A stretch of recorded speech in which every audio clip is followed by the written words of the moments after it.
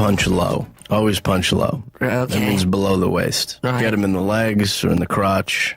Do stuff like that. Do you think that's dirty fighting? Yes. Okay. Yes, I do. But there's nothing wrong with dirty fighting. Really? That's right. Mm-hmm. You know why? Because fighting is wrong. Right? Yeah. So if you're going to fight, you're already wrong. Yeah. So if you're going to dirty, you might as well dirty fight. Yeah. Because you're already there. Yeah. You're already at the party. Right. I was in a fight last week. Really? But I don't know. Brendan, you're a smart kid. You improvise. Yeah, that's what I was planning on. Give me something. Let's say I come up to you, right? Okay. I give you a little shove, and I say, hey, come on, let's go. Okay. You got to think on your feet here, Brendan. All right, I got one. All right, what do you got? Go ahead. Loving you is easy 'cause you're beautiful. All right, so in that situation, Brendan, I'm going to kill you.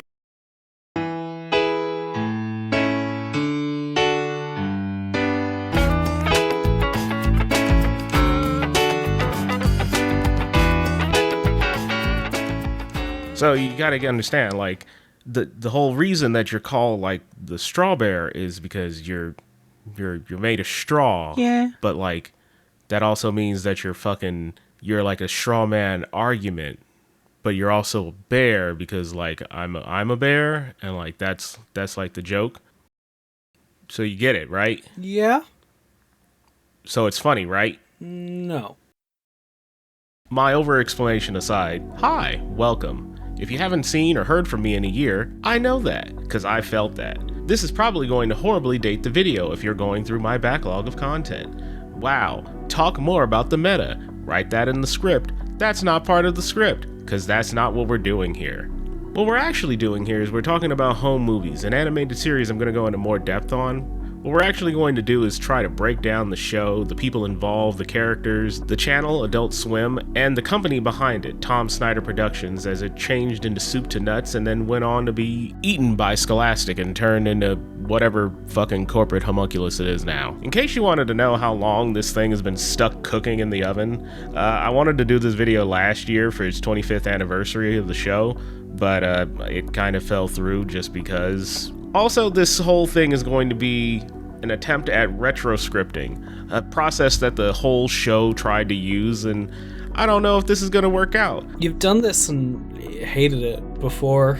Yeah, I know I hated this before, but I'm doing it now, and this is kind of my way of, like, showing appreciation to the show of what it's been doing. Besides, they did something like this in Always Sunny. Like, they don't always just read off of scripts, right? I actually don't know that. I'm not reading that up. I'm not looking that up. Home Movies is an animated sitcom starring 3 kids, Brendan, Jason, and Melissa, who are amateur filmmakers making the titular home movies. God fucking damn, dude. That was a horrid sentence to have to read. I'm certain by like the anime fan standards, home movies would probably count as like a slice of life comedy, because really it's all about the life of Brendan Small, mostly about how he's going about dealing with school while trying to fit in time to hang out with his friends Jason, oh my god, fuck, I don't actually know how to say Jason's last name. Penis,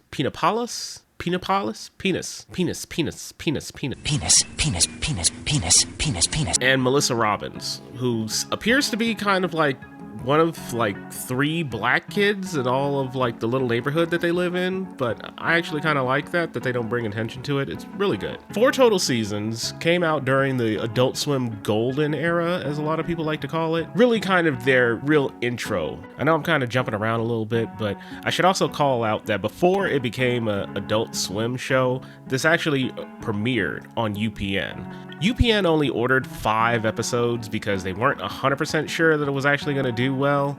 Oh god, I'm going to have to talk a little bit about UPN because I don't think anybody actually knows what the fuck UPN was. Back in my day, when you used to not have to pay for every single thing in your entire life, TV broadcast stations used to just put TV out there on the airwaves for free. You didn't even need to buy a box, you just kind of had a TV and put up rabbit ears on it. That's what we used to call TV antennas, by the way. Oh my god, I don't fucking care. And UPN was one of those channels. UPN was kind of considered a little bit of a black channel for a very long time because they aired a lot of black shows at the time, like Martin, Sister Sister, and other things like that, at least in the Midwest where I grew up. But because they were a subsidiary of Time Warner, Warner Brothers, and eventually became part of Paramount later on, they used to try out a bunch of other shows that they wanted to test out. So you would eventually get some weird stuff that would pop on there, like, you know, Star Trek. And that kind of got people into Star Trek. Well, black people specifically. And shows like Home Movies. They put on 5 episodes. It didn't do super great, but eventually some people kind of picked back up on it and got into it. Cartoon Network, being a Time Warner station, eventually got access to the Hanna-Barbera stuff and eventually got access to Home Movies, which they eventually started airing. It also helped out that it was a relatively new show, and when they ran the original 5 episodes on Adult Swim, hey, it actually did pretty well. So the rumor goes that, I'm saying rumor because I'm not going to look it up and I'm not going to spend years of my life researching this, that it did so well that they ended up reaching out to the creators, Loren, I really should learn how to fucking pronounce his name, and the rest of the show creators, and they kind of just got more seasons created. Number 1, finishing out season 1, and then eventually getting more seasons added on. And just looking at the air dates, you can get a pretty strong feeling that episodes were pretty consistently ordered back to back based off the strength of how the episodes and the series was doing. Which is crazy because looking at the lineup now, there's some real mainstays of Adult Swim right now being involved in the show. H. John Benjamin, voice of Archer, Bob from Bob's Burgers, the fat guy from fucking Family Guy that nobody actually talks about anymore. Brendan, our lead, of course, is actually the guy behind Metalocalypse. They're actually kind of the main creative voices behind the show, at least when it comes to the comedy and the delivery of the lines. Melissa's actually played by Melissa Barden-Glasky. She's actually still working on a bunch of projects, even now to this day, with H. John Benjamin. She's even on Bob's Burgers as a lot of the incidental characters. Jonathan Katz makes his return from Dr. Katz as Melissa's dad, and Dr. Katz. Oh, Dr. Katz. Everyone loves Dr. Katz, right? I watched all of Dr. Katz to get a better understanding of the humor of these shows and Squiggle Vision. And oh my god. Oh my god. Oh. Paula Poundstone is actually Brendan's mom for the first episodes on UPN, and she actually does a great job delivering the holy shit, I am so sick of my fucking kid kind of dry delivery that I wanted for a fucking single mother. But Janine DiTullio, oh god, I totally get why all these fucking YouTubers now suck at reading names. I'm gonna say DiTullio becomes the voice of Paula for the remainder of the series. She actually does a really great job, and I really buy her kind of picking up for Paula. I almost didn't notice at first, and I kind of thought Paula Poundstone was literally just the voice throughout the entire series, so kudos to her. If you're able to pay attention to any of the background footage of the show that I've been using, you'll notice that it has a very unique animation style, using what is called Squiggle Vision. Not invented by, but revived specifically by Tom Snyder of Tom Snyder Productions. It was eventually just picked up and used by it because it's really fast and easy to produce. It kind of makes a lot of non-stop motion, so the idea is to take a simple drawing, draw it about 5 times, and each one of them is a little bit off key, a little bit off model, but because they're all a little bit different and it's all done via computer animation, it's pretty easy to show that things are moving, and these are the things that should be paid attention to. A lot of the Tom Snyder productions use this method. Dr. Katz, Dick and Paula's Celebrity Special, O'Grady, Science Court, and other animators eventually used it and had great success with it. Danny Antonucci, God, I really gotta try that name again. Danny Antonucci I think that's probably a better pronunciation. Ed, Edd n Eddy. You guys know Ed, Edd n Eddy. There's no fucking way you don't know Ed, Edd n Eddy. If you don't know Ed, Edd n Eddy, get the fuck. Essentially, the first episodes were made in a program called Autodesk Animator, specifically Animator Pro, because it was freeware back in the day. And then from there, they would just merge all of the flicks, or pretty much like the flipbook animations, kind of like Flipnote animations, all into scenes and synchronize them to the soundtrack, and of course all of the voice lines that would eventually be recorded. I mean, this is kind of like proto early Newgrounds animation, if you really think about it, back in the day. And they were doing this to get shit on TV. This was like the Wild West, man, and it's actually kind of hilarious to see that they were doing this shit for years. So speaking on those voice lines, what the fuck is retroscripting? Well, I got the Wiktionary entry up here on screen for you right now, but the best way to summarize it is, hey, we're gonna come up with like a framework of a plot. This is what's going on in this scene. This is what's kind of happening. This is kind of what you're feeling. This is what's going on. But beyond that, figure it out, bro. It's why when you look at the breakdown of the Wikipedia entries and the IMDb entries of home movie episodes, you see so many of the actors also have writing credits on this, because so much of their dialogue is quote unquote improvised. It's almost like the idea of a plan is only as good as the people who are familiar with what needs to be done for the plan. The plot. I'm in the plot. I don't fucking... This isn't the fucking task management story. Fuck. Again, all the music in the show was done by Brendan Small, again, of Metalocalypse fame. He hadn't actually done Metalocalypse yet, so you can kind of tell he's really kind of fucking around, having fun with it. But before I get too deep into all this other shit, I don't have a better place to put this. I kind of want to tell you a little bit why I actually care about this show. Back when I was in high school, my dad and I used to watch a little bit of TV before I had to get dropped off at school. We would just sit there about an hour or two before it was actually time to get up and get dropped off for me at school, and just watch home movies every morning. And this was like our daily ritual. I would put on a pot of coffee for the both of us so we both could have like a cup to wake up with, and we would actually just sit there and watch the episodes together. Sure, they'd be out of order and a lot of them were reruns, but it was a show that both of us actually laughed at. A man who was easily 40 years my senior would laugh at a bunch of the improvised jokes, and hell, I could even laugh at a bunch of the jokes too, me just being a teenager. It defined a lot of my dry wit growing up, which is funny because I fucking kind of don't like Bob's Burgers currently now. I mean, some early with Bob's Burgers is fine, but like, it was weird to have a show that both of us could just sit there in the morning, watch, and laugh together, and even make references to. And ever since then, I've always had it as like a well-ingrained memory of connecting with my dad. So this was kind of a remembrance for me, him, and me wanting to give flowers for this show after 25 years. Although I guess now technically 26.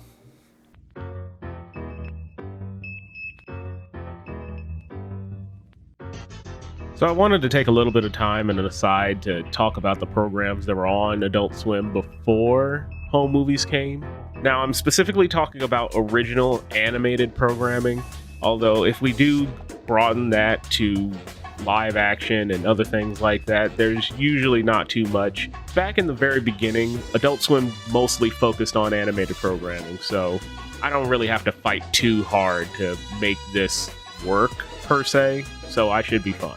To start, we got Space Ghost, the classic, Coast to Coast. Shout out my man, George Lowe. What about Dick? We can get away with Dick, can't we? We can't say Dick? I thought we were Adult Swim. Who's in charge of these rules? How about Penis? Can we say Penis? It actually premiered alongside home movies next to the Brack shows. All right, what do you want to do? Do you want to make love, darling? What did you say to me? C-Lab 2021 and Harvey Birdman, Attorney at Law. Which is kind of fucking crazy because all 5 of these shows became mainstays to the channel's identity and are still regarded as some of the best shows on Adult Swim that have ever aired. Just a week later, we get Aqua Teen Hunger Force. Now, I could easily make my own fucking video just talking about Aqua Teen, instead of home movies. But I feel like everybody who's ever talked about Adult Swim as a channel probably sucks off Aqua Teen at least as hard as everybody needs to get milkshake through a straw. In 2003, we get The Venture Brothers, of course, probably my favorite serialized show of all time that Adult Swim has ever paid money for. Man, I really wish the show got treated better, but hey, we got kind of an ending, and it sounds like Doc Hammer wants to keep the show going, at least through like animated movies and other things like that. So there's at least some kind of hope, right? I know I'm kind of coping, but whatever. But with that, we kind of hit our barrier date of April 4th, 2004, which was the finale of home movies.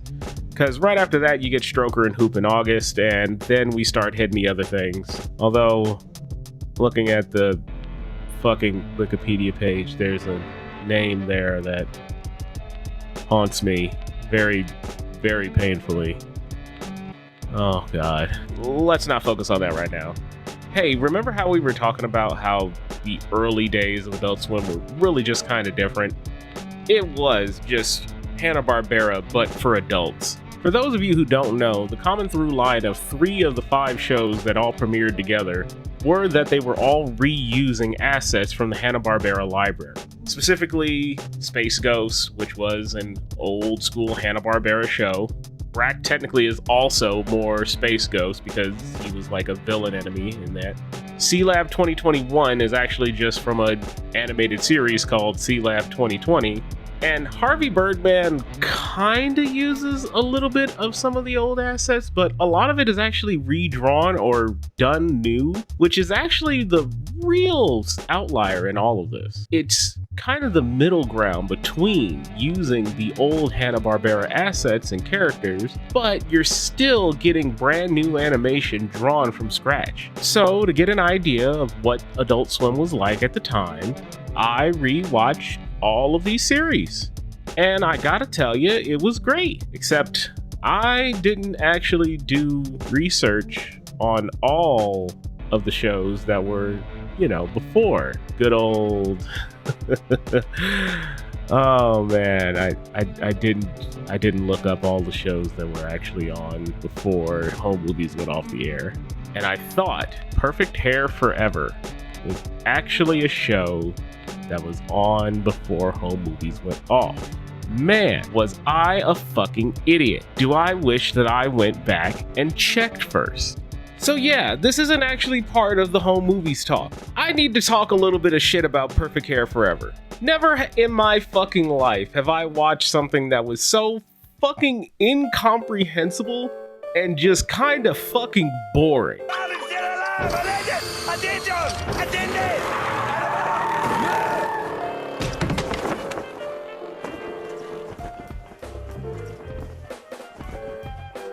Train! Attention!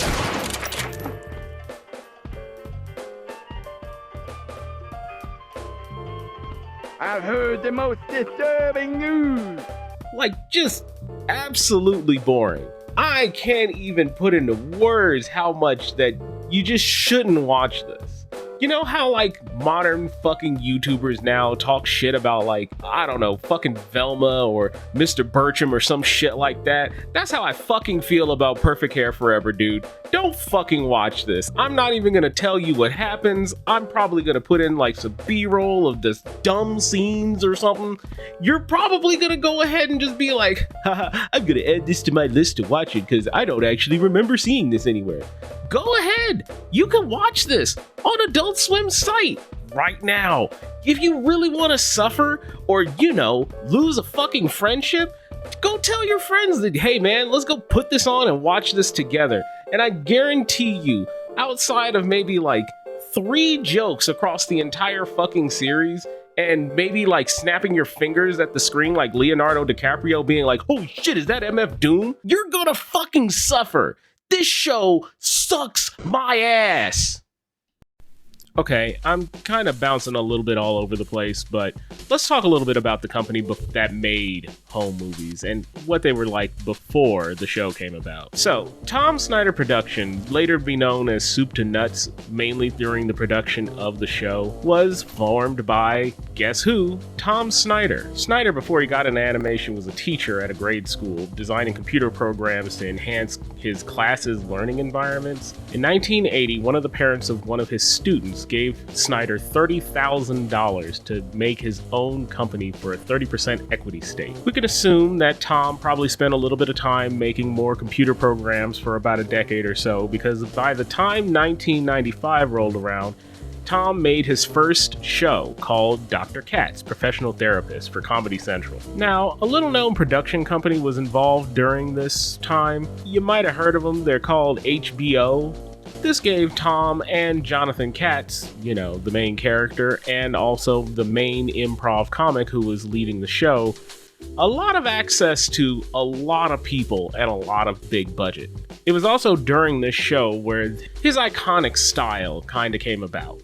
Squiggle vision. It also helped, seeing as a lot of this humor in the show was done completely improvisational. They would bring in a ton of stand-up comedians, and seeing as all the comedians were just kind of like going off the cuff and just doing improv with John Katz, you kind of need to be able to not have a really rigid animation cycle, or more specifically, be able to quickly turn around and make quick backgrounds and characters or props or whatever you need for whatever these two are going to be riffing off of each other, so you can get it over in time to Comedy Central to air. Tons of big names were on the show: Winona Ryder, Louis C.K., Bob Odenkirk, Eamon Phillips, David Feldman, David Cross, Lisa Kudrow, Julia Louis-Dreyfus, and to my surprise, a very early on Dave Chappelle. I just heard the magic word. As the show goes on, they get even bigger names like Jeff Goldblum and Patton Oswalt, fucking Sarah Silverman. Although I don't know how big these names are around, but you can kind of tell that a lot of these people were really of the time, or really just coming about just to, have fun and just kind of riff on an animated show. I mean, the fucking last episode, he sees Whoopi Goldberg and Conan O'Brien. Along with the humor and kind of the improv, there is a bit of through line that goes through in the background. Dr. Katz has a son named Ben, played by H. John Benjamin, and he has a secretary played by Laura Silverman, who I'm assuming is related to Sarah Silverman. Watching this show, you can really see a lot of the fucking foundations of what would become home movies. This also uses retroscripting as well. The backgrounds, the character designs, the squiggle vision, everything. This was the bedrock for home movies eventually. Inserting a random aside here, though, to talk about every fucking episode that has Ray Romano, because every single one of his visits is, "Oh, doctor, I hate my wife. Oh, I want to kill my fucking wife. I can't live with my wife, but can't live without her. You know how women's is. Oh my God." I just want to beat his fucking head in every fucking time he comes on. I just want to Ray Romano as a person, don't know who he is. Never met him. I hope he's an okay guy. But this improv person that goes to see Dr. Katz, I want him dead. I want him dead. He fucking sucks. Shut the fuck up. Just suffer, bitch. God, fuck. Ugh. I do feel like we need to talk a little bit more about Squiggle Vision. Squiggle Vision kind of earned its keep for being very cheap and effective to animate, especially in the late 90s and early 2000s, when we really hadn't fully switched over to digital animation just yet, and it was kind of this brand breakthrough new technology.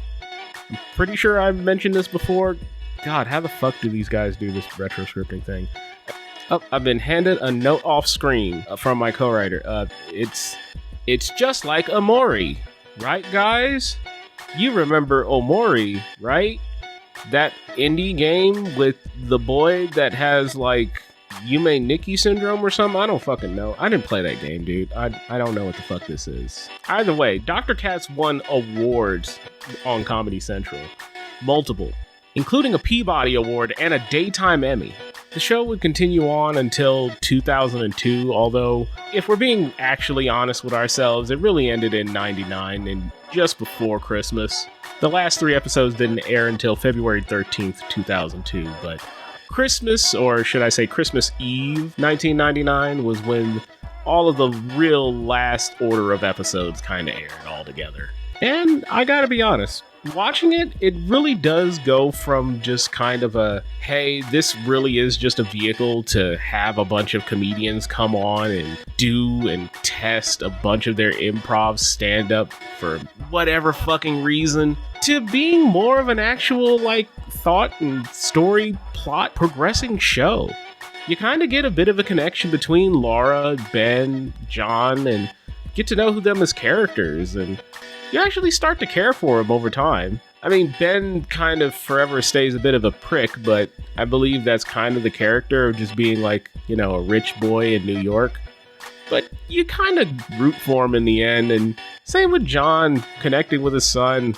And Laura, yeah, I like Laura. She's okay. As the final season begins to air on Comedy Central, FX gets their own Tom Snyder production called Dick and Paula Celebrity Special. And man, whew, I kind of get what FX were hoping to get from these guys, but man, they got a way worse end of the deal on this one. Like, I'm not even gonna like be that guy who compares Wikipedia pages to talk about if a show or a thing is good or not, but when your fucking Wikipedia page says that you had 13 episodes of one season and only 6 of them aired, that's kind of a bad sign.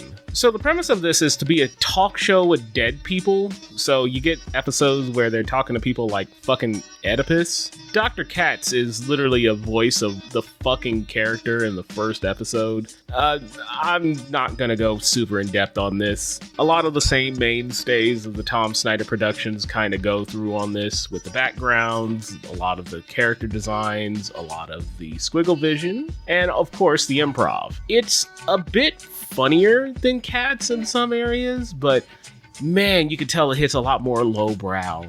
Maybe that's the FX direction, but it didn't do well, and you can really just watch the episodes and you can see why. And then finally, we've got Science Court. Now, I have no background connection to Science Court whatsoever. So if you're out there and you're telling me about how Science Court was the shit, I'm gonna just trust you, man, because I didn't grow up watching this at all. It's a courtroom drama. It's for kids. And I think that's actually a really interesting way to go about it. The premise of each episode is based around addressing common grade school science topics. But because it's a courtroom drama, they argue both sides of it. Some are from the immediate assumptions that a child might have, and others are from a more reserved and analytical, scientific perspective, which actually adds a little bit of like, oh, well, yeah, I had an assumption on these types of things, but I actually didn't know how this thing worked, or how the water cycle is, or other things like that. And it's actually very cute. I would love to see more things like this for kids being made. I can see why a lot of you guys are actually going crazy for this shit, actually. Actually. Good job, Diplos. Ultimately a favorite for many, aired on ABC, and it's how a lot of you guys apparently know about Squiggle Vision outside of home movies who didn't grow up watching Adult Swim late at night at a young age, unsupervised. I had a good childhood, shut up. Went on for 3 seasons, got Tom Snyder inducted in the Education Hall of Fame, which, you know what, being somebody who started off as a teacher, that's probably a huge honor. But all of this was just a lead up to what would eventually become home movies. Okay, so this is gonna be the worst part of the whole fucking video for me, personally, recording, because, I know there's still parts. This is like in the actual created timeline, the very final bit that I'm going to be recording.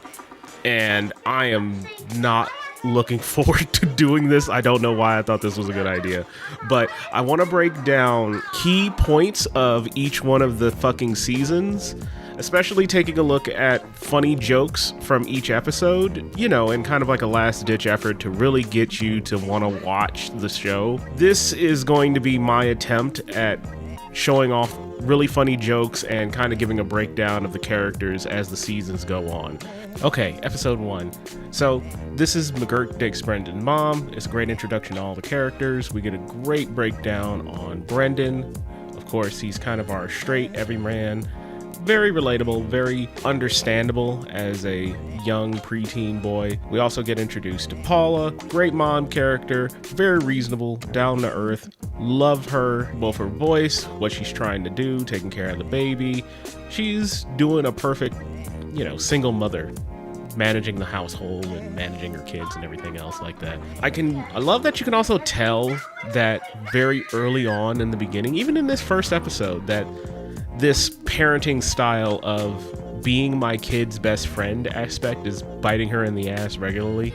Not just from the standpoint of Brendan being a little bit of a smartass, but it also comes back and just, hey, it causes more problems for them because he still loves her and cares for her and values her opinion, but there's like a difference in like respect. Of course, there's Melissa, played by Melissa Barton Glasky, easily one of the most underrated in terms of jokes and character appearances in the show.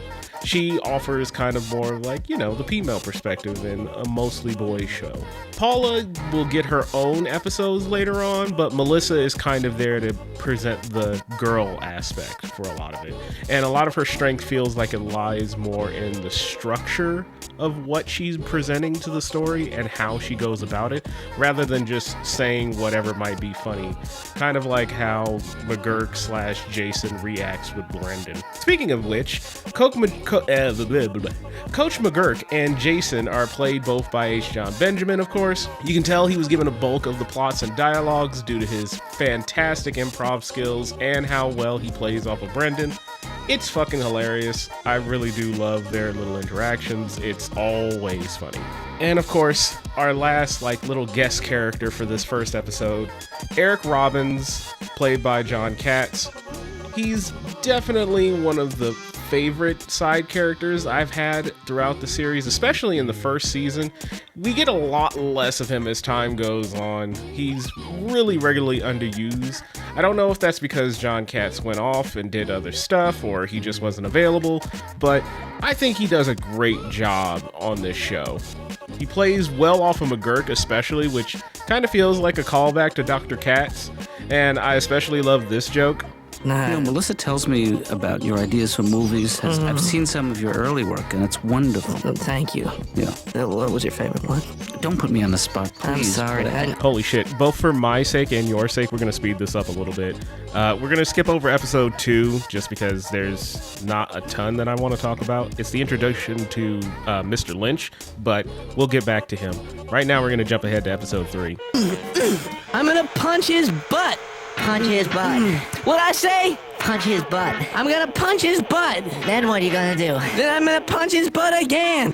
Okay, episode 3 is the classic Shannon fight episode. Shannon is the local token bully character played by Emo Phillips. Secretly the bully with a heart of gold, taking care of his family. It's fucking great to do this. He's obviously well more aware than any of the other kids, which I really don't know how that works out, seeing as it's very clear that Shannon is supposed to be kind of like a worldly kid, but still only gets his kicks out of beating the shit out of the other kids. Essentially, this is the episode where he and Brendan get into a fight. Shannon, of course, is going to beat the fuck out of him because, you know, the underdog shouldn't win. But Shannon also is smart enough to know that, like, hey, if I beat the shit out of Brendan forever, this motherfucker's going to turn into a school shooter.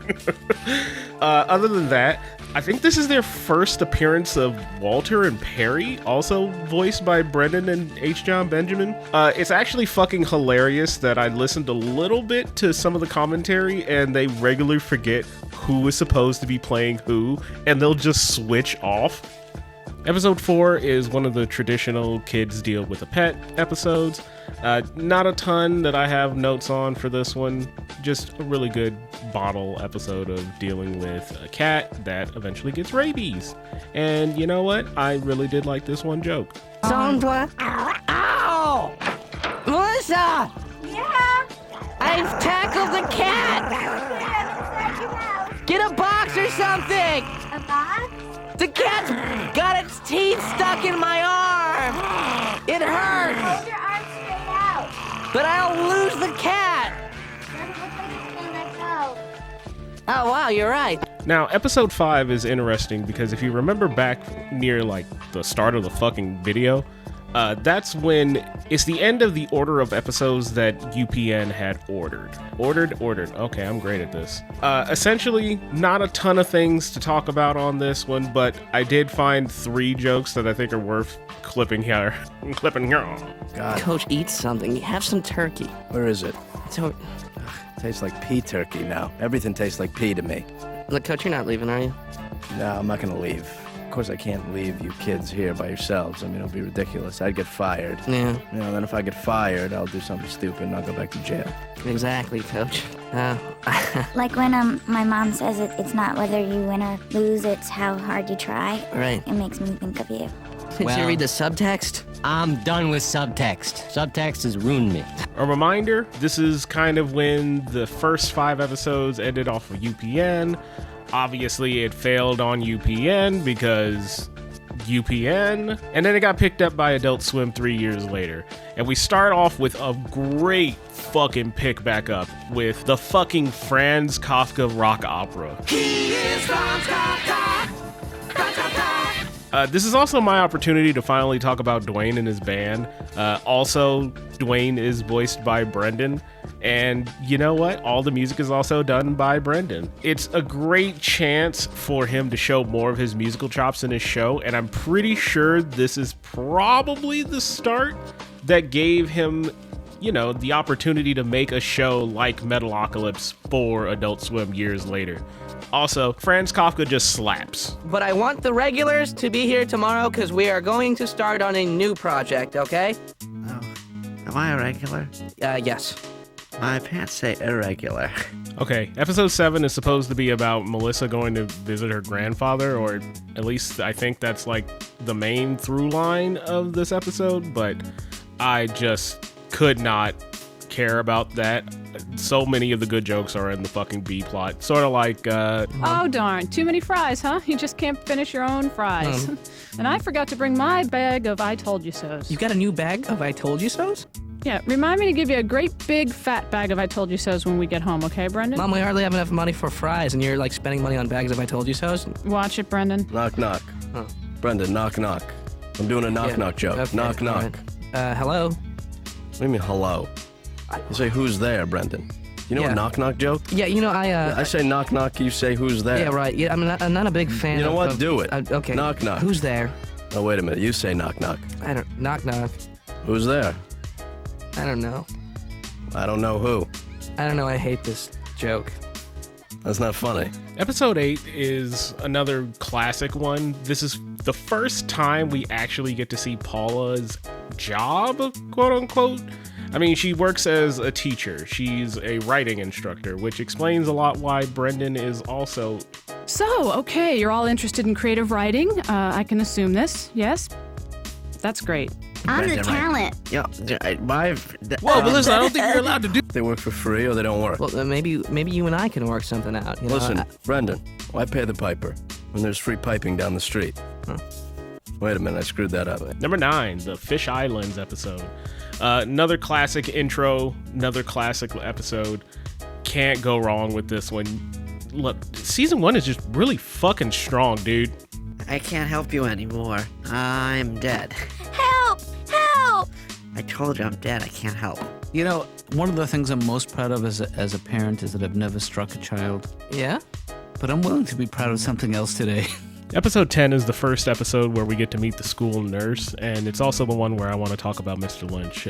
He literally hasn't been in any episode since fucking episode 2, which is crazy to me, but hey, it's fine overall. Mr. Lynch is kind of the straight man, everything McGurk. The man we kind of find out later on is a furry and a bit OCD, but you know what? I think overall he's a pretty good character. He has a great joke. I love his voice.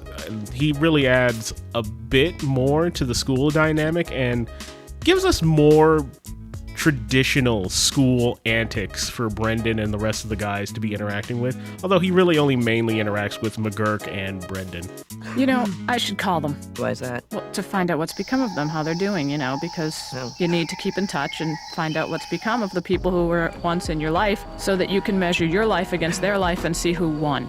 Oh, but... And I am way ahead. You know, Jason, I thought about what you said, and, I would like to be your girlfriend. Really? Yes, but not until you're 30, okay? Until then, it's gonna have to be strictly professional. So, if you wait till I'm 30, that'll make you like 60-something. Yep, 60-something. That doesn't thrill me. Episode 11 is the A-plot of Brendan panics by getting, Josie having her fucking marbles up her nose and decides to make one of the best fucking educational videos that of course backfires because he's a child. While the B-plot revolves around McGurk and Eric learning about mortgages and looking at new houses. And this is kind of the first episode that convinced me that, wow, yeah, no, McGurk and Eric have a really fun relationship together, but they also have literally no reason to interact with each other. So I'm glad this episode came out the way it did. Oh my God, Eric, look at all the women. I want to live here. Yeah, don't pee in the pool. Too late. Okay. Episode 12 is the big, wow, what to do when Brendan actually gets fucking injured episode. And you know, how kids break bones and all that type of shit. It's one of those episodes. But it also introduces a new character, Stephanie, played by Kelly Kimball. She's interesting, but I don't have a lot to say on her. She's one of those run-of-the-mill, come on and be kind of wacky, but we don't really know what your character is or who she's really supposed to be. Kind of figure it out. And it's very clear that, like, Kelly is funny, but she's not the type of person who's really building a character for an animated show. You know, Brendan, learn a lesson from tonight. If you're ever a house guest, don't bring strange men over. I can't make any promises. Well, at least not trumpeteers. I'm sitting on the couch right now and I'm loving it. It's my couch. I'm sitting on the couch, I'm laying on it. Richard! Yeah, it's a good couch. I got my shoes on the couch. What do you think about that? They're on there and you're gone. Okay, season finale. This one mainly focuses around a film festival that Brendan and everybody else won. This one, it's pretty good as kind of like an introspective thing, but mainly it's up there for me because it covers a thing that you might have had stewing in the back of your head, which is, who's Brendan's dad, and why is Josie black? More importantly, it all boils down to this one scene. It reminds me of my father. It reminds me of my father. It reminds me of my father.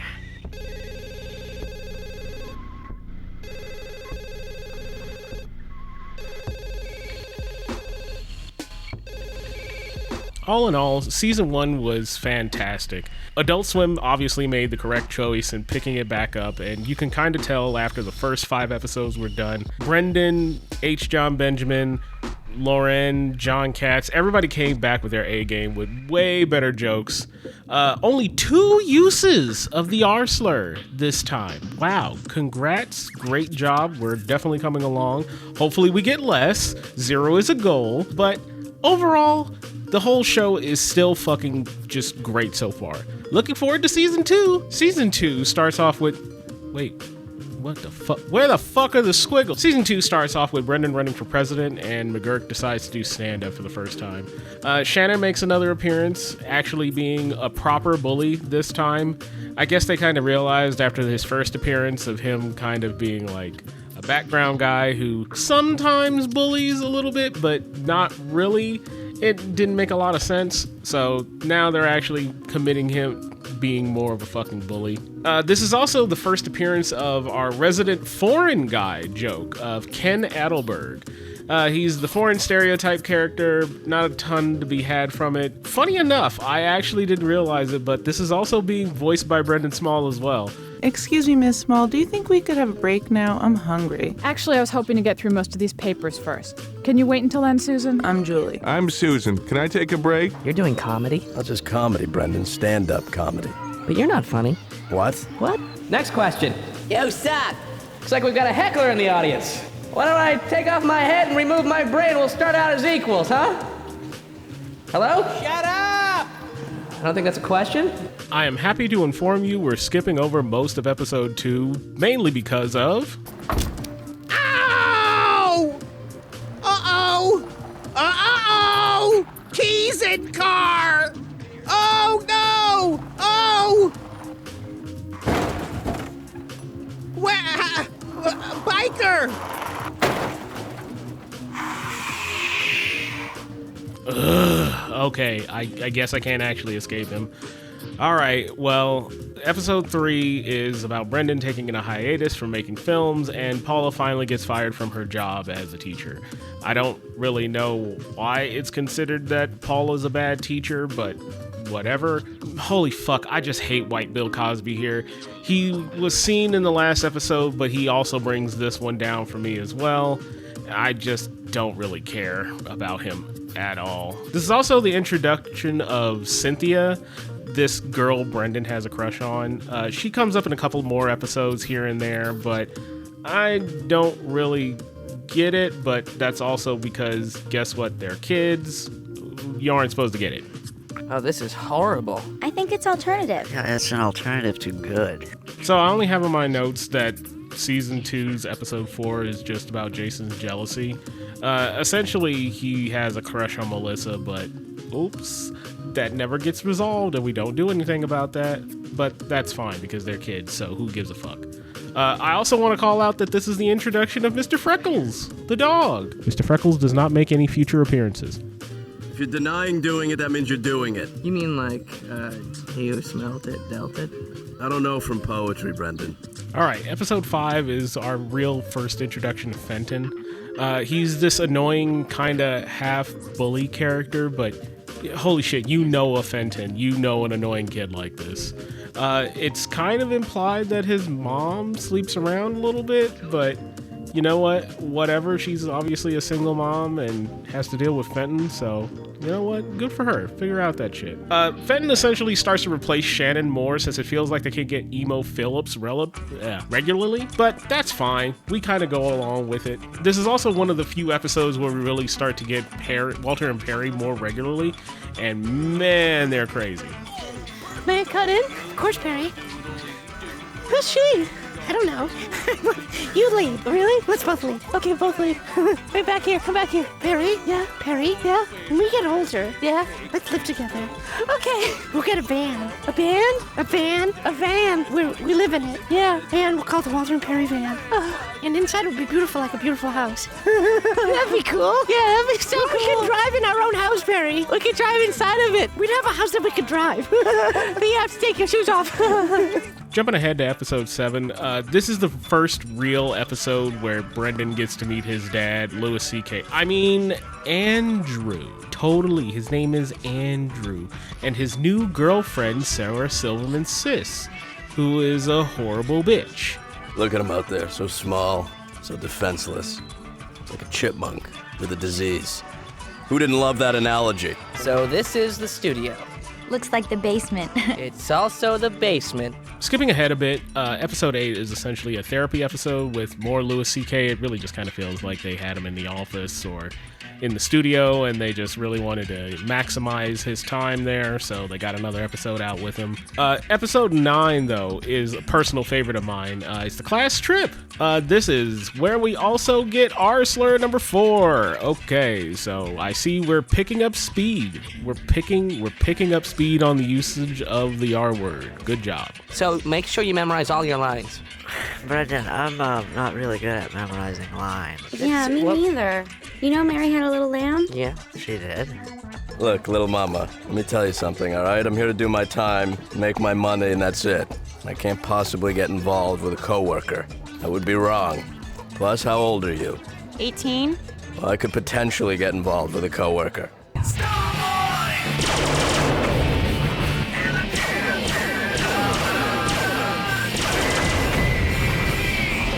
Alright, I have in my notes that I need to let this intro rock because it's so fucking good. I actually love the idea that they're doing like a shitty little sci-fi thing.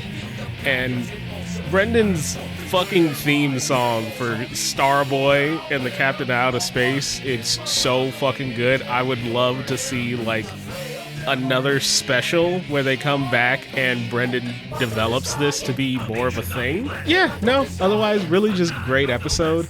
I also love this next song. Well, you're a pretty kitty now. Grab those guys and put him in the box and tape up the side. Now throw it into space so they stay up there because you're a pretty kitty with pretty kitty hair. Meow, meow, meow. Meow, meow, meow, meow, meow. That's what you Pretty, pretty, kitty, pretty, meow, meow, meow. A meow, And a loop, loop, kitty. Oh. I said pardon me for caring about your well-being. What? That's what I get for trying to help someone. Are you talking to me?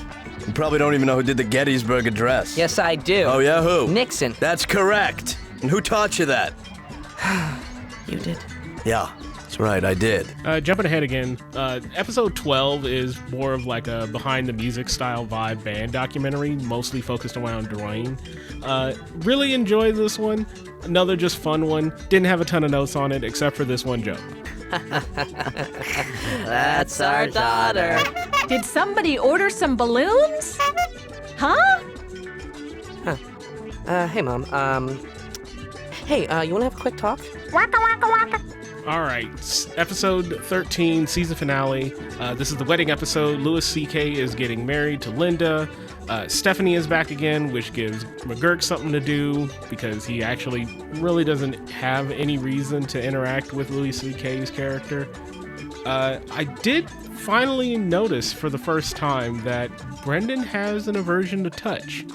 I don't know if they ever showed this before in the show, and I just never noticed it, but yeah, no, that's actually a cute little character detail. I really do fucking hate Mr. Lindenson. It is like the worst Dr. Katz improv humor whenever a shit comic would just come on that show, and holy fuck, I'm so sick of him already. I do love also Walter and Perry getting married and literally scaring the shit out of people in the fucking chapel. I'm gonna marry Perry. You, well, Walter, you know, we're not getting any younger. Oh my god, stop. I think I know what you're gonna say. You do? The answer is yes, Perry. Yay! Perry? Yeah? You've made me the happiest person in the world. Me too. Oh my god, I can't believe we're getting married. Oh my god, me too. We are. Oh my god. Perry, Yeah? don't ever leave me. I won't. Hey, Perry, I'm getting nervous about this. Don't be. Why are you so scared? Because it's a big step, Perry. But I think we're ready. Are we? Yeah. You know why? Because I can feel it in here. Dragon! Come now, dragon! Call up your dragon. Call him off. In a moment. Call him off. Okay, dragon, stop! Why did you attack me, dragon? Why? You need a reason? I don't know. Sometimes I just attack somebody. It's not you, pal. It's me.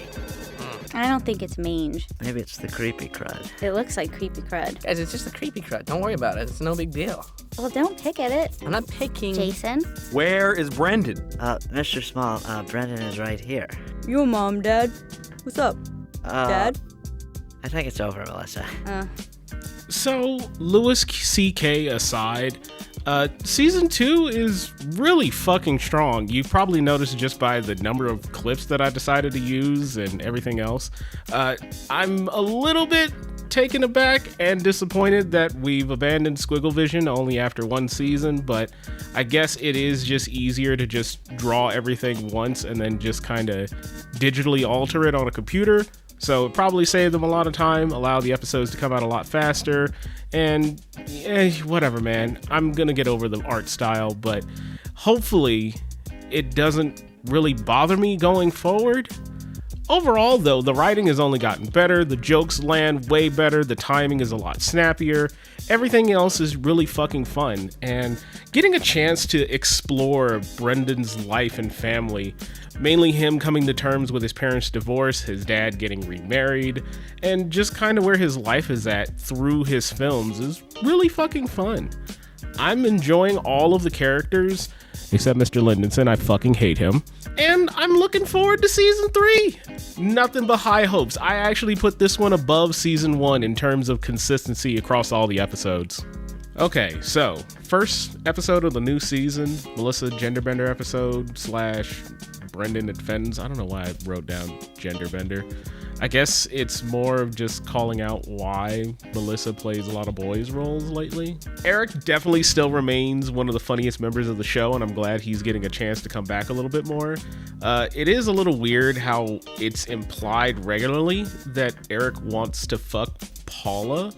I don't know how to feel about that. It is funny to see this whole like fairy princess thing. It kind of reminds me a lot of growing up in the Boy Scouts and how they, weren't actually Boy Scouts, and it was just kind of like, hey, we're gonna teach you a little bit of some things, but you're really out here to sell popcorn tins door to door. Also, the fairy princess head, that's just fucking McGurk again. Also, Fenton really gets flanderized starting this season. I think it's really fucking blatant now. It's like even more obvious than before.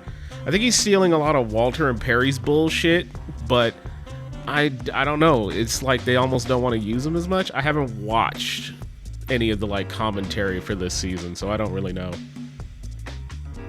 Overall, at the end, I was kind of hating this episode for the most part, but that ending really goes hard as fuck.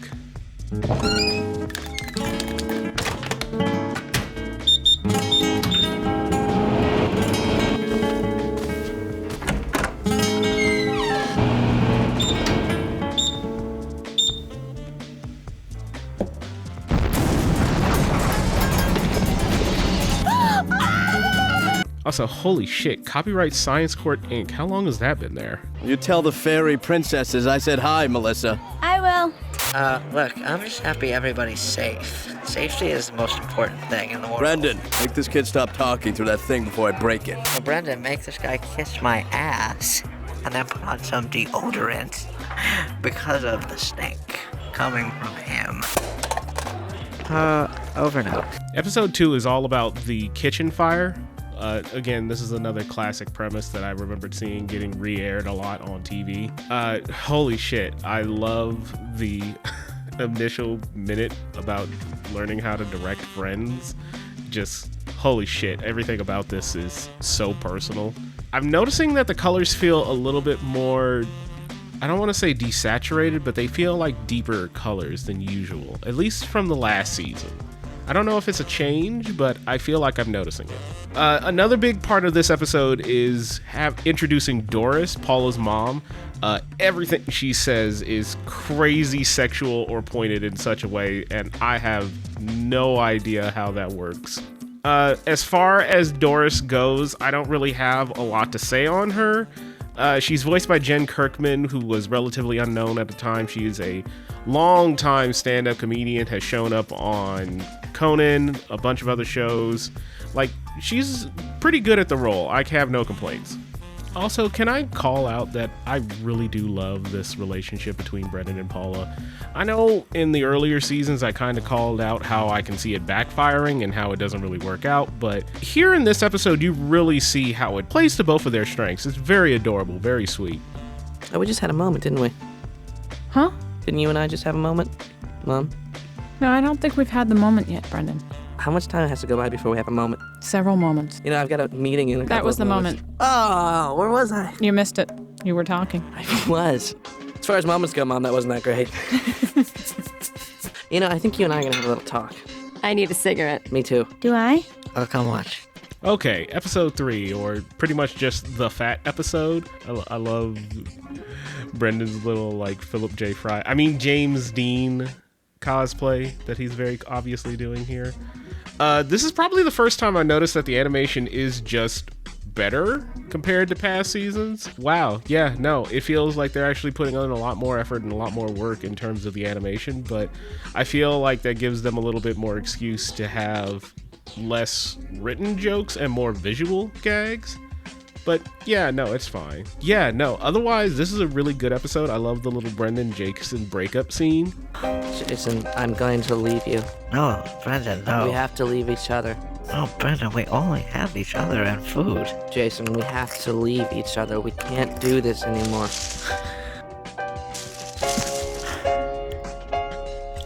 I love you. It was nice knowing you. Goodbye. Goodbye. My sweet fat prince. I'll leave the chips. Okay.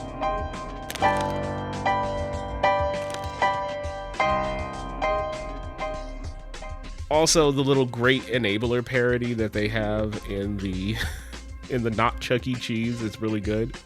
Wait, was that a single frame of fat Tyler Durden? Okay, episode 4. This is probably the first episode that I feel like was a bit of a miss. There's good jokes in this one, but it being about like, hey, you need to learn to not make fun of other kids is really just kind of a drag down. Mainly because the main driving force for a lot of their bits is this like fucking Dare parody. And I mean, I get where this could be a real great opportunity for somebody who is working on improv and really wants to show off. I think you could really make it work. Quick! I need a city, an occupation, and a skin color. Hey, yo, whoa! I mean, I get the lesson in this one, but man, overall, this episode is just kind of a drag, man. I don't know. And pointed at. I know what it... That's it. 4 o'clock. And that concludes my 100 hours of community service, folks. I'm out of here. Enjoy the pizza. Oh, word of advice, kids? Never protest in front of a federal building. You get arrested. Peace, dudes. All right, episode 5, we introduce another new boy to throw off the movie-making process. Process, named Octavio. And I really do like this cute little crush between Melissa and Octavio, although it's very obvious that, like, it's played up to be a little bit more adult than it actually should be between kids this age, but I think that's part of the joke, so it's good. Also, there's a lot more Eric flirting with Paula, which really does kind of fucking, make me wonder why Josie's black. Seen it, right? I have a better idea. I quit. Wow. All right, Jason. Stuff the pillow and put on the wig. We gotta shoot this scene. Stuff the pillow and put on the wig. You got it, Captain. I want to be a movie star. What about us? Who cares? I do. You're a silly, stupid girl. You're a real bastard. You got a lot of guts doing that. You got something else for me? Knock, knock. Who's there? Should've known. Got it out of your system? Oof. That's better. Alright, enough. All right. See you around. So long. One more for the road. Okay, episode 6 is the Renaissance Fair versus the Sci-Fi Convention. I feel like you used to see a lot of these types of episodes often in the late 90s, early 2000s, so seeing a kid's perspective on how they would handle it is, not too bad. It's pretty funny. I do kind of love the Robin Hood King Arthur song that I'm pretty sure I'm not going to be able to play in its entirety without getting some type of claim, so I'll show the footage. But other than that, this is really it's a fun episode, but I can't think of too many jokes that really stood out as like, yes, this is a great episode in terms of the writing. Again, I feel like a lot of the jokes are becoming more visual gags and less written. All right, episode 7 is making fun of a bunch of indie films and other big-name wannabe art house productions that really show the film in reverse, so that you hit the end and then, oh, well, how did we get there and how did we get here? And you know what? It's pretty good that they're dunking on that shit. It's clear that the writers know how they can make it work, but then they just show how kids would literally misinterpret that, especially in the production that Brendan's showing. Because guess what? That shit's really hard and it's really stupid most of the time. Look, Larry, the only thing I'm gonna do, the only thing is, can we do it again? I screwed it up. Nope, cut. Perfect. But I messed up. Brendan. I'll fix it in post. You always say you're gonna fix it in post, but you know what? You don't fix anything in post. Next scene. Melissa! Yeah? If it went any slower, you'd be able to read the labeling! I did! What does it say? Wilson! Like that movie. Yeah! He grew that long beard! I know, it was cool. He loved Wilson! I know, he gained like 40 pounds and then he lost like 80. He's a great actor. Did he win an Academy Award for that one? I don't know, I don't watch that Okay, so this episode is really the big Battle of the Bands episode, and also more of a, sight into Dwayne, another side character we don't get to see a lot, also played by Brendan. If you got, forgot it, I don't know. Make it sing for me. Now make it sound angry. Hey, check your B string. Sextuplet sequence of G Ionian starting on the tonic. Make it sound like my old lady's cat. Which one? The tabby. Okay, now make it tell a joke. Who's there? Say that again. Oh, Dwayne. That's a good one. That's a dirty one. Yeah. I call front seat on the way back. And what? We walked here. Yeah. Oh. I'm every which way. Okay, episode 9 is based around making a mockumentary. Again, a funny idea, but I don't really have too much to say on this other than while watching this, I realized that this was the basis for fucking demo reel, and that should terrify anybody who really puts those two things together. Well, you're also playing a fairly stereotypical character. Jason, stop looking at my fake boobs. I can't move my eyes.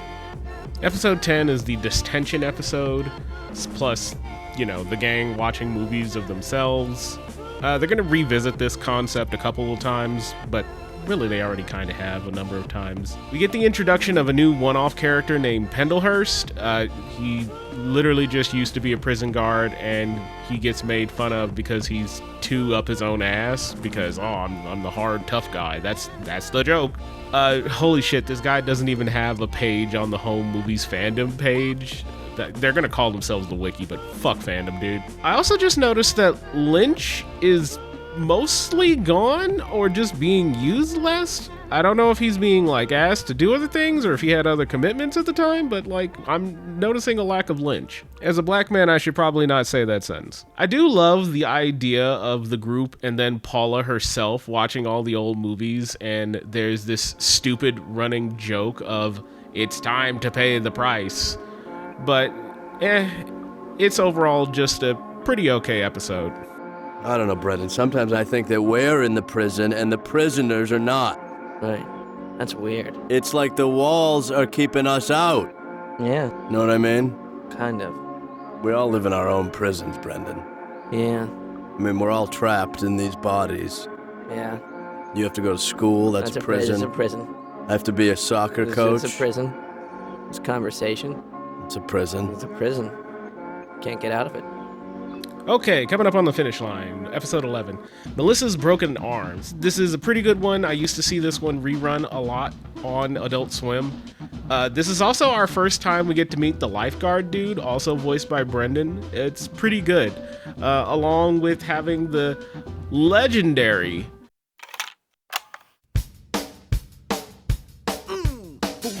Down, but that's okay. You feel like you just wanna run away.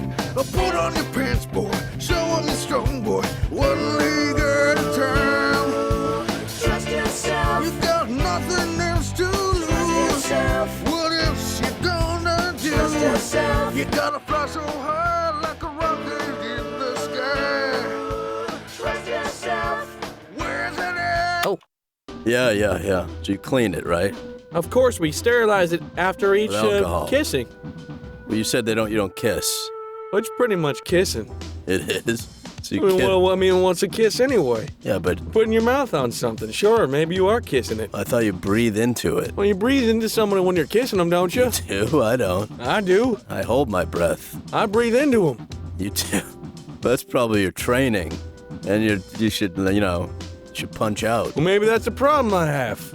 Maybe I shouldn't breathe into people when I'm on a date after having a couple of drinks with them. Has anyone ever said, don't do that anymore when you're kissing them? A couple of women have backed up before and said, what are you doing? That's probably a sign that you're doing it wrong. I say, give me another try. Right. Let me see if I can do it without breathing into you. Then what happens? I breathe into it. Yeah. Melissa. Hi.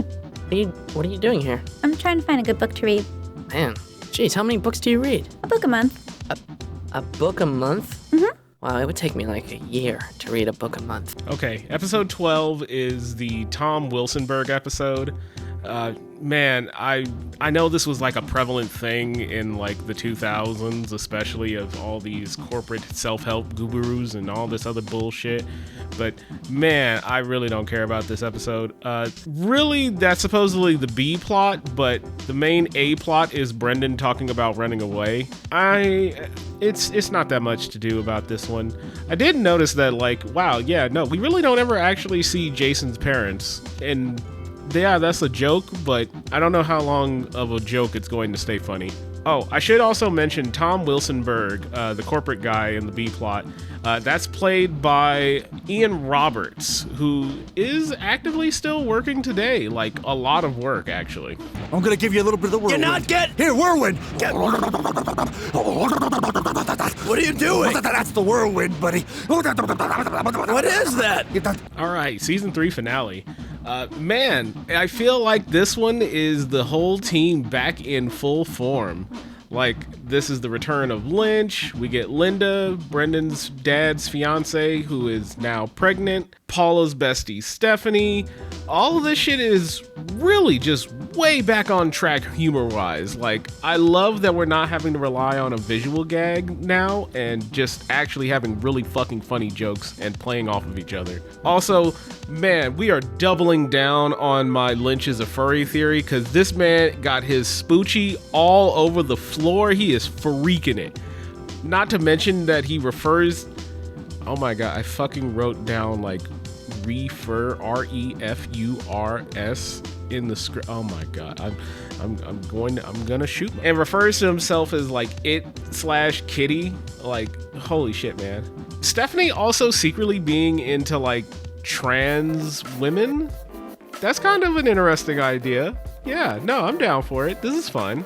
Well, the stuff. I don't eat candy anymore. Really? Yeah, I've been cold turkey for like a month. Oh, man. Yeah. I love cold turkey. Hey, over here, you're supposed to be helping me with this. Be there in a minute. Just gotta finish coloring the bumblebee's butt. Well, come over here and hold my hand and count with me or do something. Do it yourself, lazy ass. Meow. That's just the drugs talking. Wow, I like those. Can I have those? The ones that make you go meow? Meow. Doctor? Let me call down. Who wants drugs? Me. Anyone else? I'm making a run. What the hell? Well, it's a party. Overall, on referring back to season 3, this feels like the first usage of the heavy metal guitar in all of the intros of the episodes. It adds a little bit to really play up that, like, hey, this is the brand new season, and things are a little bit more like edgier, and we're making a little bit, more adult jokes. The jokes overall are a little bit less memorable, but the quality of the episodes are a lot more consistent. While like the first 2 seasons could range anywhere from like a 6 to a 9, now all of them are pretty consistently like 6 to 8s. I know that probably doesn't sound all that impressive, and it sounds like they got a little bit worse, but like, man, most of the episodes are either really trying to drag something out that probably wouldn't last enough for a 20-minute episode, or just exploring a concept that, man, I'm really only caring about one half of the plot and not both halves. It does come down, though, that almost all of the best jokes are really from Brendan and H. John Benjamin playing off of each other. Whenever they have 2 characters on screen that are able to work together or make any type of interaction, that's when you're going to get the best jokes. Other than that, like, it's still a pretty good season. I definitely still recommend watching it at the end of the day. Like, you're going to enjoy yourself just putting on an episode, hearing a really fucking funny joke, and, kicking back. Okay, season 4, summer camp. I genuinely, I confused a lot of the jokes that were in this episode being in the earlier fucking season episode. Man, it's still a pretty good episode overall. Melissa has like a fear of swimming. I don't know if that's a subtle thing of her being black. I noticed that the show is now becoming more normalized in cursing/swearing for a lot of its jokes, especially from the kids. I don't know how I feel about that. Mixed feelings. All right, I have in my notes here, I need to find the RLM clip of... Every single aspect of making movies is a giant pain in the ass. And it's never worth it. Also, apparently the camp counselors are they might be giants. Holy shit, that's wild. All those in favor for a man vote, say aye. Aye! All those in favor of Cloud Chaser taking the cry walk, say man. Man! We have taken a man vote. We have a mandate. Guys, What are you doing down there? Look, guys, look what I found. Oh, kids, you saved me. Coach, what the hell are you doing out here? Brendan, try these leaves. They're poisonous. Wow, I think this is the first time I've ever skipped over 2 episodes. Yeah, okay, so episode 2 was essentially Brendan directs the play, Shannon comes back for the first time. I think this is the first time we've ever seen Fenton get any type of comeuppance for being a dick. And McGurk sings to a crowd with the window rolled up on his car, it's actually pretty fucking hilarious. I really like that bit towards the end of the episode. Season 4, episode 3, McGurk gets boobs, and Fenton and Brendan have like a breakup, kind of. There's a lot of focus on stage play this season, which is kind of funny. We do get to see Simon, Paula's boyfriend, for the first time. He doesn't recur. I'm not looking him up. I don't care. I do love the coloring in the Fenton breakup scene, though. Pretty good. Very fun. Episode 4. God, yes, finally. I need more I need more McGurk and Lynch. They're still a fucking great pairing after all this time. And yeah, the main thing of Lynch becoming principal is pretty interesting. I actually like that. It gives Lynch an actual thing to do. And Brendan becoming a fucking movie reviewer is, holy shit, it writes itself. Brendan, that's an R-rated movie. You better believe it. Called All That Violence? That could be violent. Why did that get no reaction? Everybody knows what beer is, right? Yeah. Everybody knows what scotch is. Yeah. Don't mix them. Liquor before beer, never fear. Beer before liquor, throw up quicker. All right? All right, episode 5. Brendan joins the Skunk Scout, and McGurk kind of buys a pair of fucking swords. I love the Wizard Man Baker. What is this? This shit fucking slaps. I love that this is the one project that Brendan just has no interest in actually seeing through, even though it's easily one of his best. I love the Wizard's Baker. This shit's great. Also, oh god, no. Fucking Lindenson's back. No! Also, why is Lynch a furry again in the end credits? What's going on with that? I envy your youth. Don't get into show business, Josie. Don't spend your life being dragged down by projects that you'd lose interest in and have to sneak away from. Brendan! Episode 6, I don't have a ton that's actually funny, so no funny bits about this. Literally, this is just all about McGurk getting his comeuppance for essentially bribing or like trying to buy sex from a woman. And the kids talk about 3 movies that sucks. Fred or Frida, it's great for McGurk being a foil because it pulls out his sexist nature, but it's a little bit moralistic and doesn't allow for a lot of like actual written jokes. It's more just sight gags or just like, haha, what if this happened? I do love that the kids immediately clock that she is acting like a klutz on purpose to play McGurk. Also, is there a reason they're playing up that she's going to be doing porn? I don't know. Okay, episode 7 is the censorship episode. Also, Melissa getting mad at her dad dating again. Holy shit, what is this fucking intro parody? I wrote down in my notes, is this about the Big Bang Theory? And I'm not proud of that at all. But otherwise, holy shit, Eric is back. Oh my god, yes, more Eric. I'm glad to see that Eric is moving on to a new woman and not flirting with Paula for once, so this is a plus in my book. The swear jar is actually pretty funny. I think this is almost like a note. Instead of just drawing attention to it and saying, haha, isn't this a thing? They're actually doing that to make a point of an episode. I also do find it funny, and not really funny, but more so really sweet, that Melissa doesn't read Eric's journal, but just holds on to it. Like, I think that's actually really cute. I want to explore a little bit more in their relationship, but they kind of represent, another aspect of divorced family life.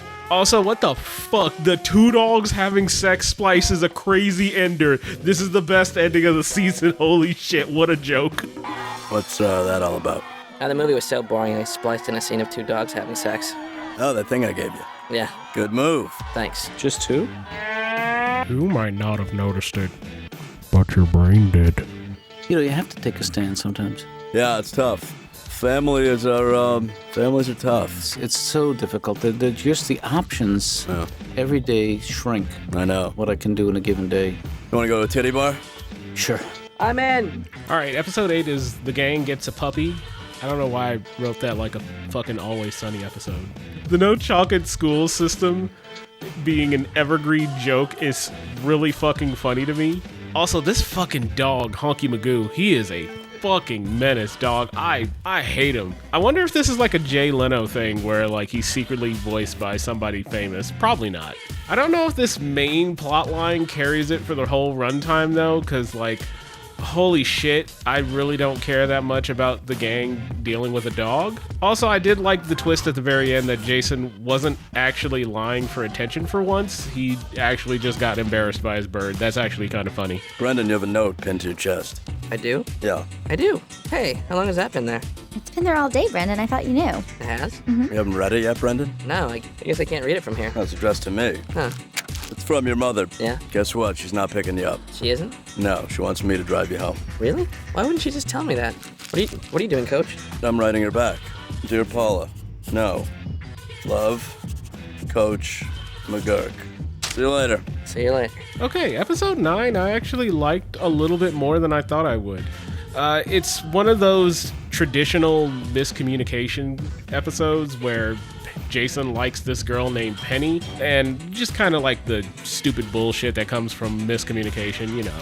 Also, McGurk is in driving school. Holy shit, the diving instructor is back. Love him. And it's pretty fucking good. Also, bro, what the fuck is up with Penny as a character? Like, I really don't know what is with this girl, but like, I do like that she was very receptive to the correct story at the end of the day. Also, the cheating subplot in school is pretty good, but it feels a little bit crowded with everything else. I don't know what to think about it. Sure, it gives Brendan something to do, but I really don't care that much. Okay, now we got a stop sign coming up. What are we gonna do there, huh? Oh, no. No. What? Oh, my God. What? No brakes. I got no brakes.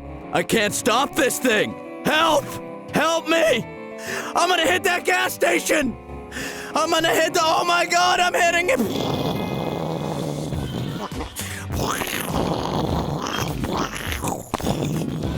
Please step out of the vehicle. Am I done yet?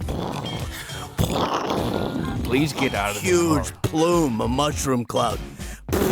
Get out of the car!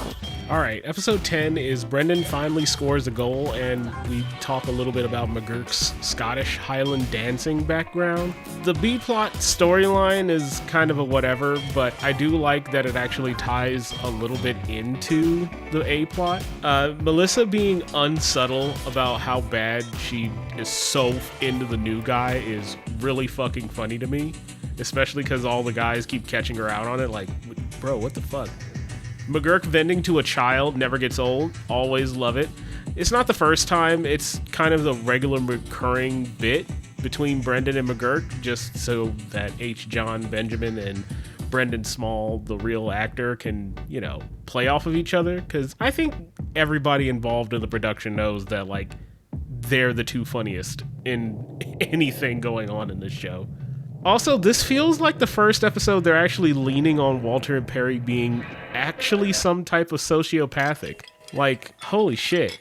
The story falling to bits in the end is something, especially because they have to try and resolve the B-plot, but I don't know, man. I'm okay with it. I'm like the actual resolution of, hey, this is how Brendan gets out of his problem in his own way. So, Brendan? Yes? I think a promise is a promise, especially to an old man who's gonna die soon. All right, tell him I'm coming. Thank you. Brendan, your grandpa's dying? We're all dying, Melissa. It's always nice to come over to the Smalls. Perry, that's enough. No more.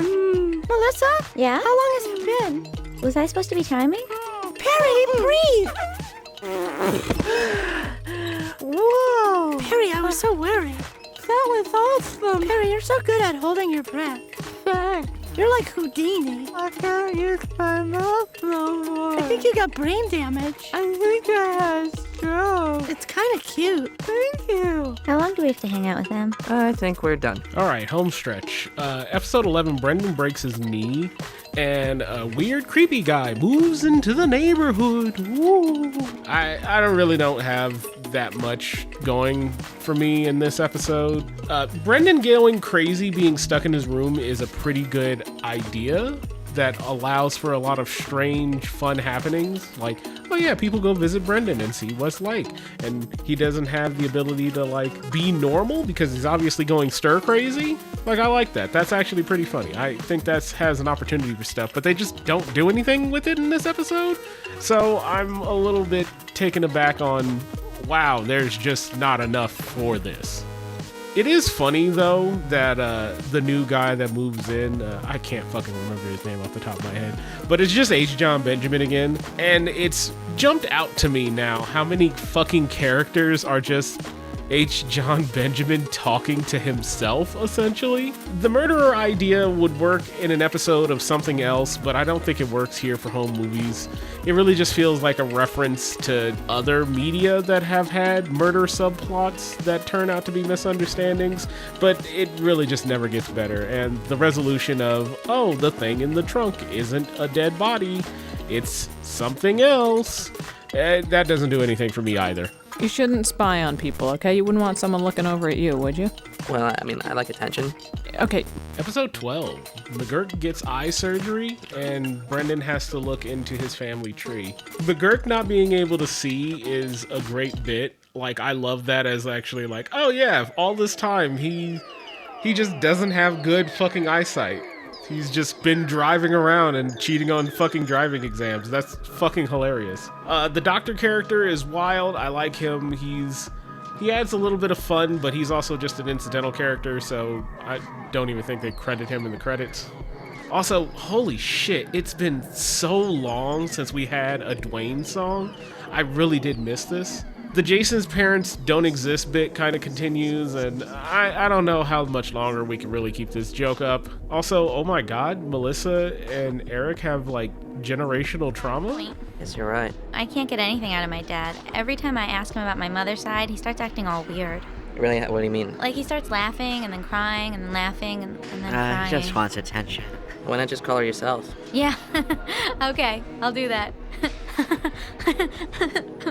Also, I love that once he's blind, he immediately decides to turn the kids' gossip into a business expense. And in the end, we get H. John Benjamin as McGurk doing impressions. What an episode.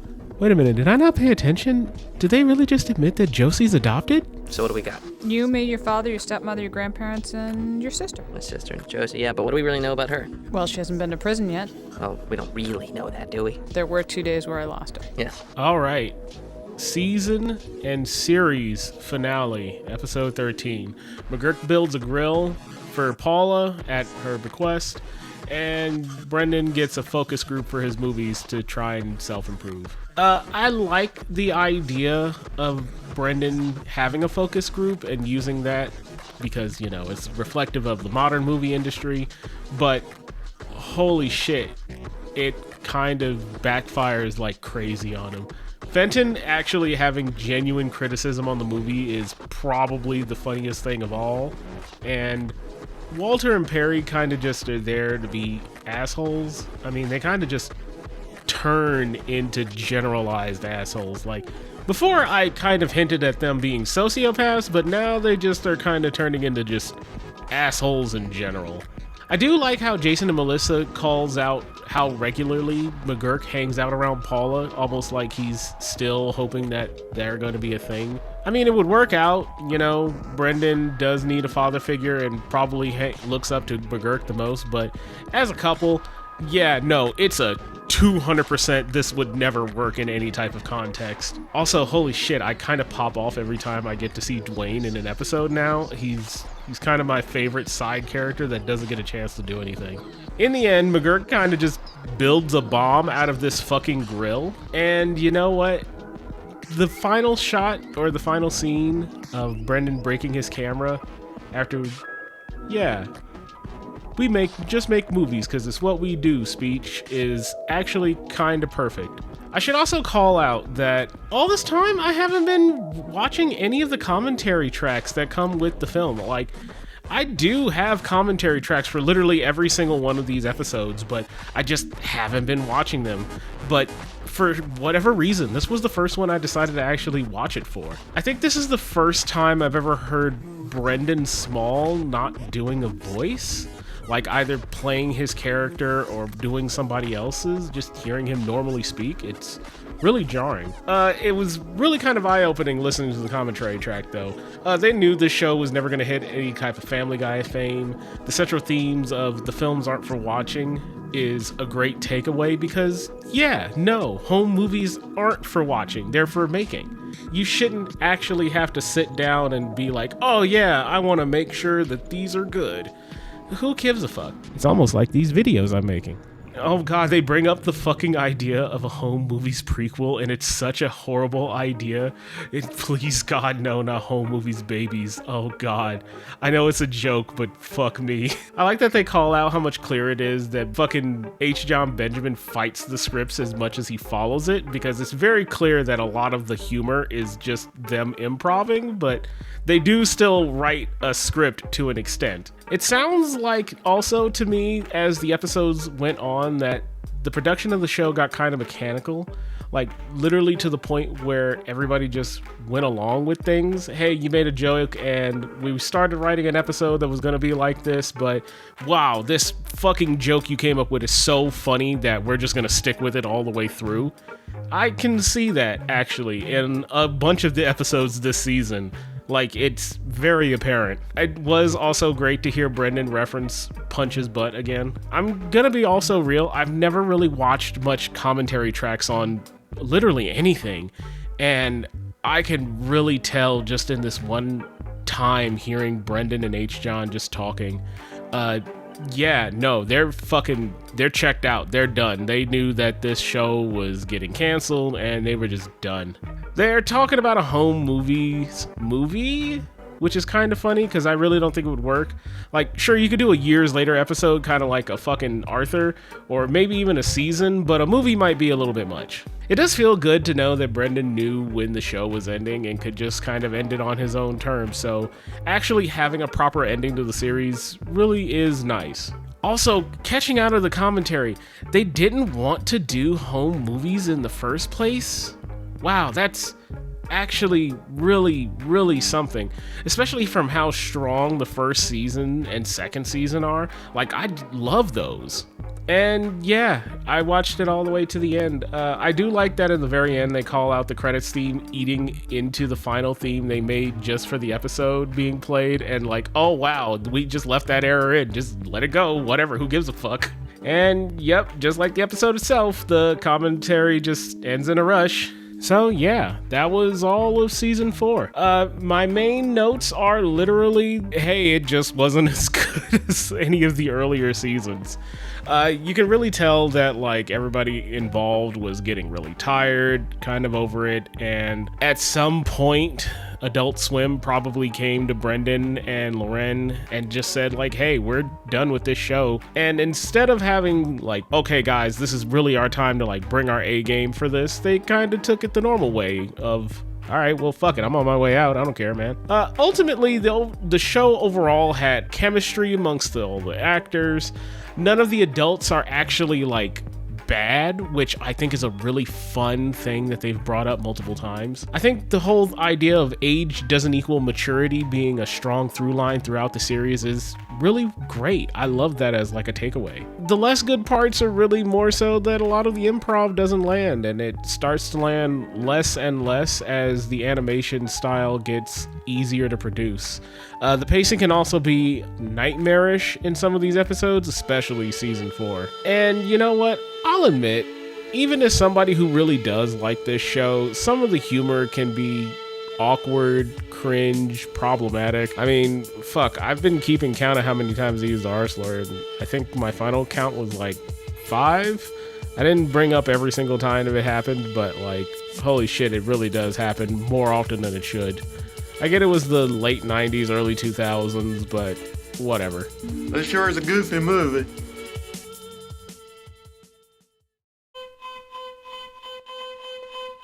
Okay, after covering all of the episodes there, I think I want to talk a little bit about the creators and kind of what happened afterwards.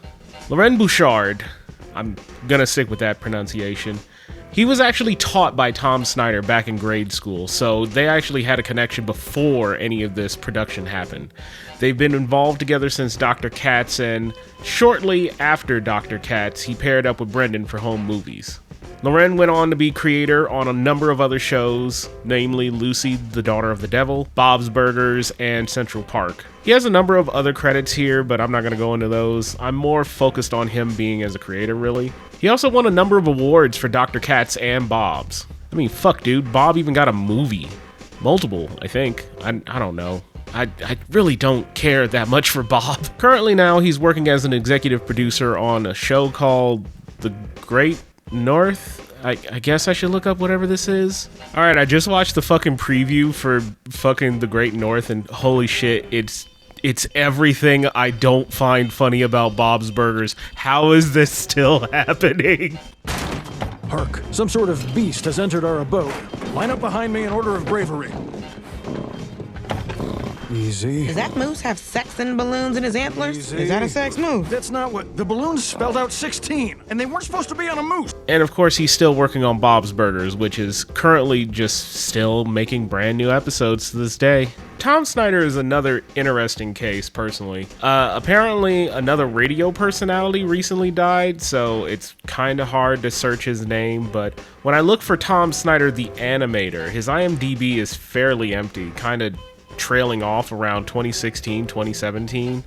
His personal site is completely dead, and so is Soup to Nuts, but we'll get into that a little bit later.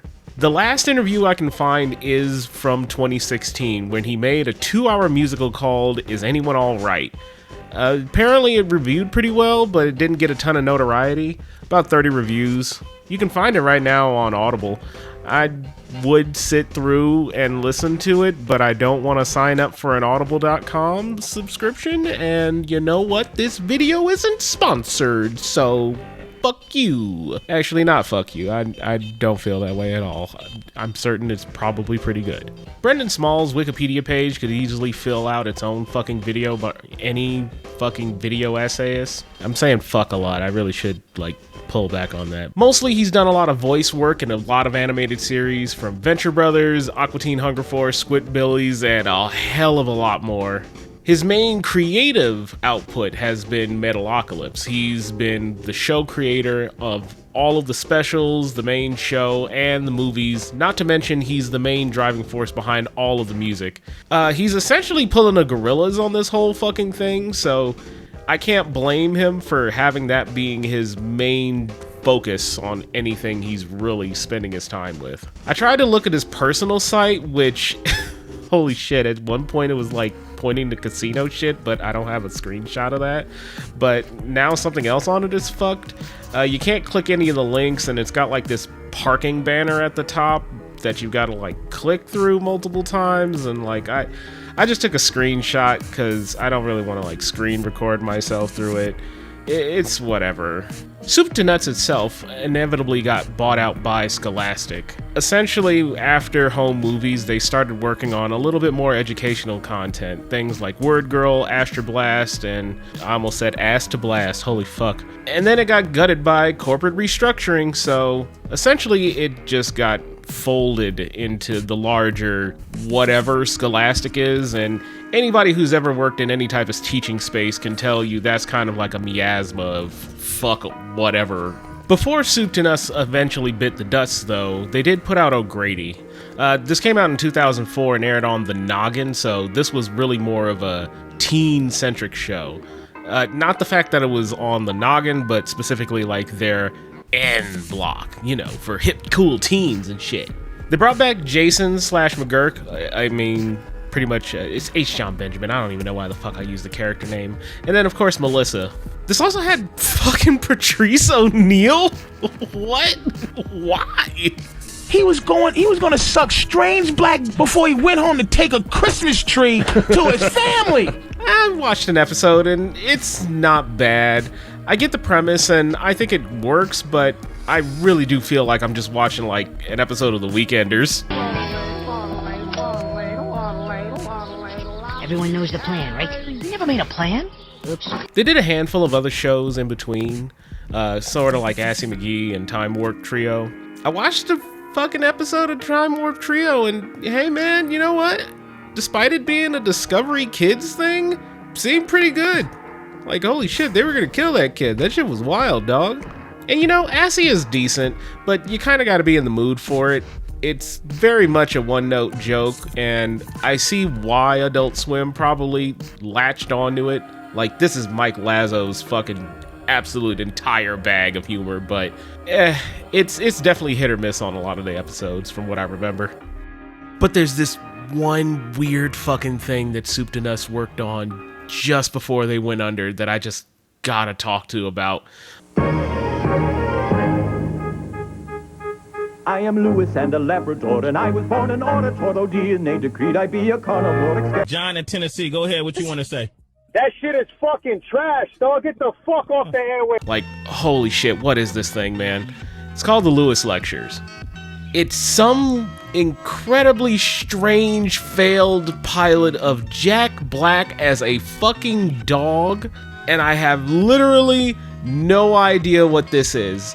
This thing is so fucking strange. Like, this came out technically before home movies did. Like, since recording this voiceover, I've watched this twice and I have no fucking clue what this is actually supposed to be. Like, sure, the premise is Jack Black being on a pulpit teaching other dogs how to be dogs, but like, what? That's gonna make you money as like a TV channel? I don't fucking get it, dude. What is this? It's so weird. Adult Swim, as you probably know and could even guess, they got better. They got more shows. Squidbillies, Venture Brothers, Boondocks, Xavier Renegade Angel, Jesus Christ, Tim and Eric, a whole bunch of other great shit. While I don't really know or even care what's being aired on Adult Swim now, from their early days, they only went up. Are you going to have a voice on the other end, like doing that? That's going to be like the phone voice. Like have I done that before for you? There was a couple misses. I'm never going to let you guys forget Minoriteam. Who the fuck greenlit that and thought it was a good idea? But Adult Swim kind of came out for the best. For better. Jesus Christ, holy shit, how the hell do you guys do this retro scripting thing? Holy fuck. Home Movies is a show that still has an impact on people who won't even probably sit through the entirety of the whole fucking thing. Starting off as a contemporary show, the humor eventually developed to be more of an almost internet humor style, sort of like Tim and Eric. The improv retro scripting style is still popular and is being used in shows way bigger than Home Movies ever since it. 30 Rock, Always Sunny, The Office. This whole video was really my way of giving the show its flowers and kind of thinking back on something that I just hadn't really watched since that time with my dad. Yes, I know there's like 6 other cartoon YouTubers that have beaten me to this by the time this comes out, and I'm not gonna say that the show is underrated, but it is undeniably good. So consider myself another voice in the choir. Please, go watch the show yourself. It's on HBO Max, and I think you can buy it on DVD or get it at your local Walmart. But hey, maybe this is just my own home movie. That is a fucking horrible closing line. Oh my god.